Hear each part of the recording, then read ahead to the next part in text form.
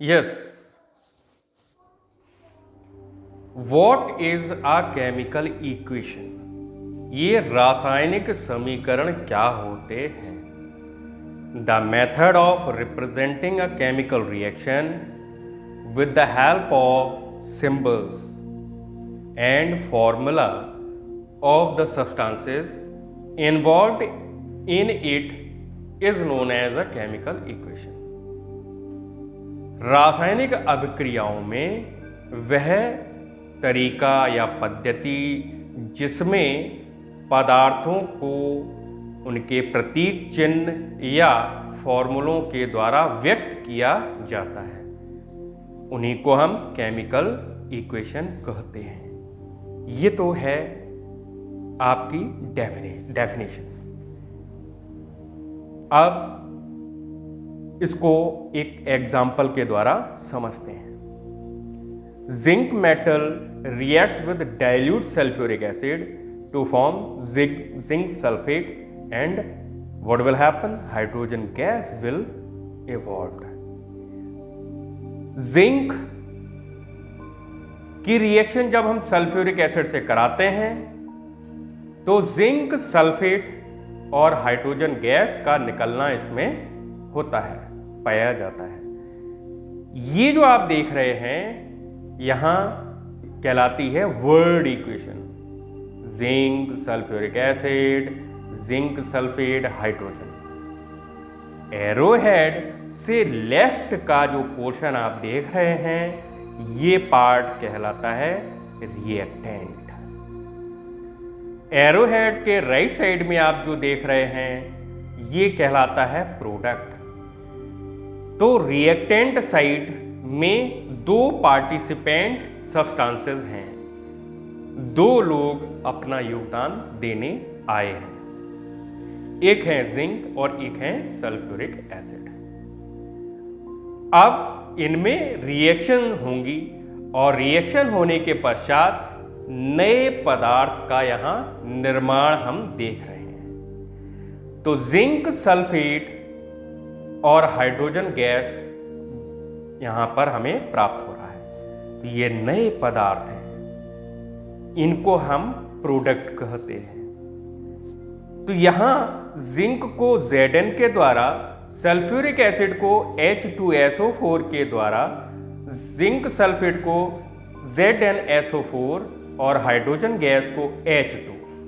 अब गैस है तो हम G भी लगा सकते हैं, इसको हम गैस के द्वारा रिप्रेजेंट कर सकते हैं, एरो द्वारा भी रिप्रेजेंट कर सकते हैं। वो और ज़्यादा केमिकल इक्वेशंस को इंफॉर्मेटिव बनाने के लिए हम लिखते हैं। इसके बारे में मैं और आपको विस्तार से समझाऊंगा। तो ये जो सिंबल्स एंड फॉर्मूला के द्वारा जो इक्वेशन लिखी गई है इसी को हम केमिकल इक्वेशन कहते हैं। तो अभी आपने समझा ये शब्दों के द्वारा व्यक्त किया गया है तो वर्ड इक्वेशन, और सिंबल्स और फॉर्मूलों के द्वारा व्यक्त किया गया है तो वो केमिकल इक्वेशन कहलाती है। अब देखिए ये रिएक्टेंट साइड, रिएक्टेंट क्या होते हैं वो आप समझ लीजिए। द सब्सटेंसेज विच कंबाइन और react are known as reactant. वे पदार्थ जो जुड़कर अभिक्रिया संपन्न कराते हैं वो रिएक्टेंट कहलाते हैं। अच्छा, रिएक्टेंट में दो भी हो सकते हैं, दो से अधिक पदार्थ भी हो सकते हैं। प्रोडक्ट साइड में आप आइए तो हम क्या देखते हैं कि प्रोडक्ट को किस प्रकार से परिभाषित कर सकते हैं। The new substances produced in a reaction are known as product. रासायनिक अभिक्रिया में जो नए पदार्थ प्राप्त होते हैं उन्हीं को हम प्रोडक्ट कहते हैं। एरोहेड के राइट साइड का जो पोर्शन है RHS, right hand side part, जिसे प्लस साइन, प्लस तब लगाएंगे जब दो या दो से अधिक नए पदार्थ प्राप्त होते हैं। तो एक पदार्थ और दो पदार्थों के बीच में, एक सब्सटेंस और दूसरे सब्सटेंस के बीच में हम डिफरेंशिएट कराने के लिए पॉजिटिव साइन का प्रयोग करते हैं। Now what is a balanced chemical equation? ये संतुलित रासायनिक अभिक्रियाएं क्या होती हैं? तो इसका आंसर इस प्रकार लिखना चाहिए, अ balanced chemical equation has an equal number of atoms of different elements in the reactants and products.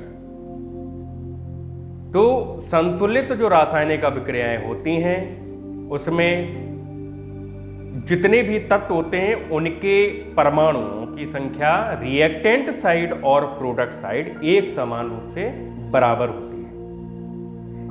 It has equal masses of various elements in reactants and product. वास्तव में आपने सीखा भी होगा और समझा भी होगा, law of conservation of mass क्या कहता है? मास can neither be created nor be destroyed. Matter can neither be created nor be destroyed. इसका मतलब क्या हुआ कि केमिकल रिएक्शन में जो भी सब्सटेंसेस अपना पार्टिसिपेशन देते हैं और केमिकल रिएक्शन परफॉर्म होने के पश्चात जो नए पदार्थ बनते हैं उनके एटम्स की संख्या, या फिर ऐसे भी समझ सकते हैं कि लेफ्ट साइड में जो पार्टिसिपेंट्स हैं उनका मास और राइट साइड में जो पार्टिसिपेंट हैं उनका मास दोनों बैलेंस होने चाहिए, जैसा कि हम अपनी बैलेंस यानी कि तराजू में भी देखते हैं। तो इस प्रकार की केमिकल रिएक्शंस को हम बैलेंस्ड केमिकल इक्वेशन कहते हैं। इसको भी हम एक एग्जांपल के द्वारा समझते हैं। When zinc reacts with dilute sulfuric acid to give zinc sulfate and hydrogen, जब भी जिंक की रिएक्शन डाइल्यूट सल्फ्यूरिक एसिड से कराई जाती है तो ऐसी अवस्था में जिंक सल्फेट और हाइड्रोजन गैस उत्पन्न होती है। तो देखिए, रिएक्टेंट साइड में और प्रोडक्ट साइड में जितने भी एलिमेंट हैं फॉर्मूले में, कंपाउंड में, है ना, उनको हम इस प्रकार से लिखेंगे, number of zinc atoms. Reactant side में आप देखिए जिंक कितने हैं, उन्हें काउंट कीजिए तो 1 zinc is there. How many hydrogen is there? 2 hydrogen is there in the left side, it means in the reactant side. How many sulphur atoms are there? Only 1. How many oxygen atoms are there? So you can observe here 4. अब हम product side में देखते हैं, number of zinc atom is 1, number of sulphur atom is 1, number of oxygen atom is 4 and number of hydrogen atom is 2. So you can see 1 and here is the 2 and here is the 1, here is the 4. So zinc reactant and product side दोनों ही तरफ इनके परमाणु बराबर हैं। Hydrogen atom reactant side और product side दोनों बराबर हैं। सल्फर में भी हमने देखा कि रिएक्टेंट साइड और प्रोडक्ट साइड में इनकी एटम्स की संख्या बराबर है। और यहाँ पर आप देखिए ऑक्सीजन एटम में रिएक्टेंट साइड और प्रोडक्ट साइड में भी ऑक्सीजन के परमाणुओं की संख्या दोनों ही ओर बराबर है। तब हम ऐसी अवस्था में कह सकते हैं कि ये तो संतुलित हैं, बैलेंस हैं, इसलिए ये बैलेंस केमिकल इक्वेशन कहलाती हैं। There is an equal number of atoms of different elements in the reactants and product, so it is a balanced chemical equation. इसलिए ये बैलेंस्ड केमिकल इक्वेशन कहलाती हैं। मेरे विचार से आपके माइंड में अब कोई डाउट नहीं रह गया होगा बैलेंस्ड केमिकल इक्वेशन को लेकर। अब हम जानते हैं कि यदि ये बैलेंस हैं तो अनबैलेंस भी हो सकती हैं। यस, बिल्कुल होती हैं। तो what is an unbalanced chemical equations? So you can observe here an unbalanced chemical equation has an unequal number of atoms of one or more elements in the reactants and product. यह असंतुलित क्यों? क्योंकि reactant या product side दो में से कहीं पे भी यदि परमाणुओं की संख्या कम या ज्यादा होने पर वो क्या हो जाएंगी? असंतुलित हो जाएंगी. इट मींस अनबैलेंस्ड हो जाएंगी. नाउ एक और एग्जाम्पल के द्वारा अनबैलेंस्ड केमिकल इक्वेशन के बारे में जानते हैं. The reaction between hydrogen and oxygen to form water. आप सभी लोग जानते होंगे कि हाइड्रोजन गैस और ऑक्सीजन गैस यदि मिल जाए तो पानी यानी कि जल का निर्माण होता है. हाइड्रोजन गैस नेचर में हमें H2 फॉर्म में मिलती है, H एटम के रूप में नहीं मिलती. ऑक्सीजन O2 गैस, इसमें ऑक्सीजन के 2 एटम के रूप में ऑक्सीजन गैस हमें प्राप्त होती है. अकेला ऑक्सीजन O हमें प्राप्त नहीं होता है. तो H2 और O को मिलाने से H2O का निर्माण होता है. ये तो समझ में आता है. तो oxygen occurs in the form of O2 molecule and not as atom O. तो ये यहां आप जो देख रहे हैं ये अनबैलेंस्ड है. H2 और O, H2O तो है बट यहां रिएक्टेंट साइड में आप अकेला ऑक्सीजन देख रहे हैं. अकेला ऑक्सीजन एटम एग्जिस्ट नहीं करता, इस रूप में नहीं मिलता. मिलेगा कैसा? O2 ऑक्सीजन मॉलिक्यूल के रूप में हमें प्राप्त होता है. तो आप एक चीज याद रखिएगा, we should not change the formula of an element और a compound to balance an equation. तो हमें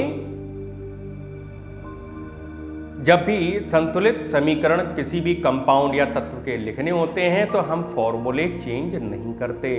हम अपनी इच्छानुसार चाहें कि हम कोई भी फॉर्मूला चेंज कर लें तो फॉर्मूला चेंज नहीं होता है.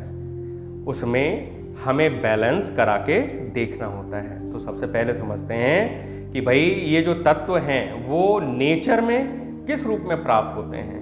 ये जो तत्व हैं हमारी प्रकृति में देखिए मॉलिक्यूल्स के रूप में प्राप्त होते हैं.